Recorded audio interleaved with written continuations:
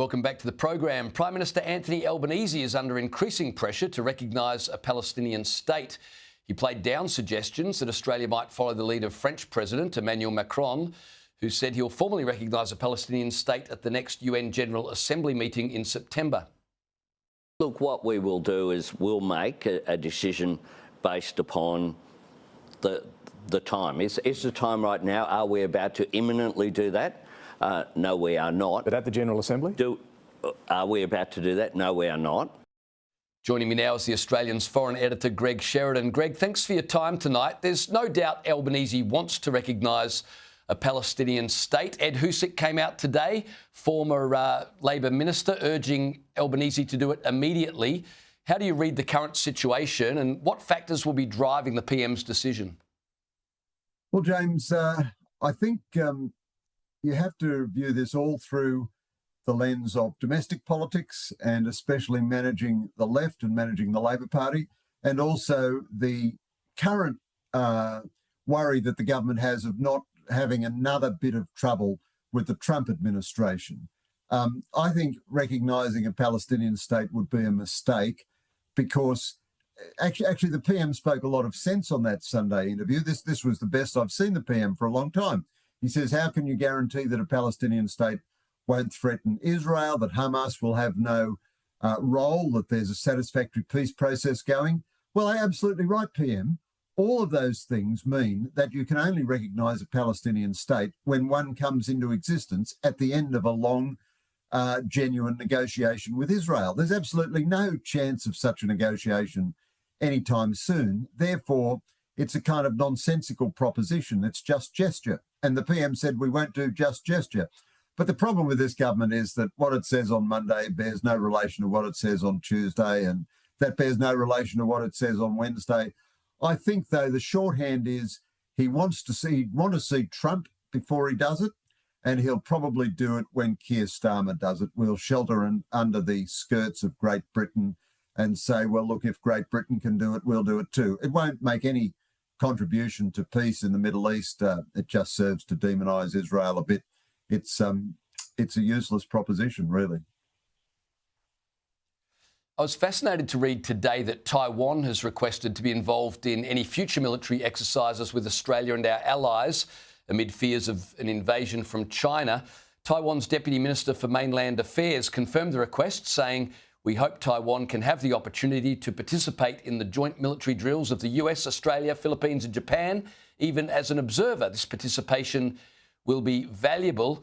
Greg, a couple of questions. Should Australia accept this request, and how can the PM accept this request if he should, having just returned from China where he's very, very cosy with Xi Jinping, who I don't expect would be very happy about this? Look, James, to be honest with you, I probably don't think he should accept this request. In any event, it would be something which all the participating nations would have to agree with, the United States especially, but also Japan and the Philippines. In a sense, the imperative for both Taiwan and for Australia is not to get a visitor's card at somebody else's exercises. It's actually to beef up their own defence capabilities. I mean, Taiwan itself has only in the last few years started to really beef up its own defence capabilities to make itself a porcupine, very difficult for China to swallow. And Australia's defence spending, of course, is utterly pathetic, 2% of GDP, much of that money wasted. We can barely sustain the weapons we've got, and the surface fleet we have is the oldest and most decrepit we've ever had since World War II, and on and on and on. You can't even send the ships to sea most of the time because you can't crew them, you can't sustain them, you haven't got fuel for them. So, I mean, the high-blown diplomacy, I mean, Richard Marles in particular loves taking salutes from foreign militaries and attending conferences and all the rest, but we need to get some firepower. That's doesn't matter who we exercise with. Have we got anything that goes bang in the night, that, you know, puts a warhead on a target that goes bang? And at the moment, we've got very, very little of that. The Australian and UK officials, you mentioned Richard Marles, they met last week and agreed to a 50-year treaty to ensure the AUKUS Pact remains in place. That, of course, comes amid the United States' review of the whole deal.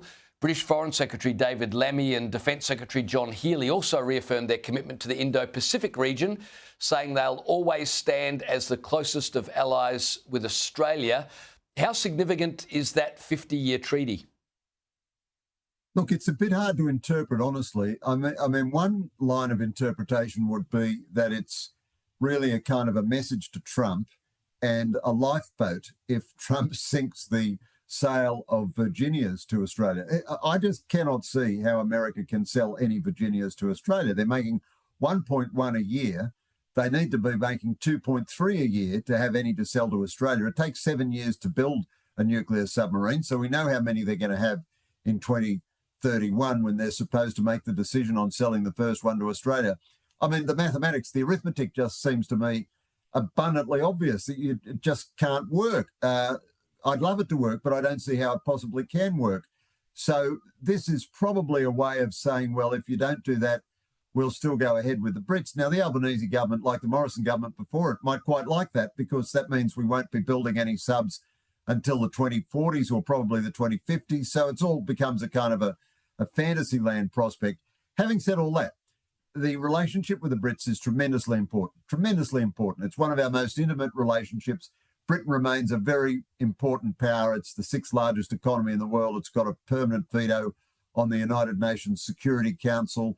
It is the biggest military power in Western Europe, and we are brothers with Britain. So that relationship is very important.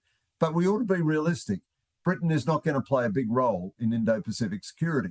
It would help. If we were in trouble, it would help.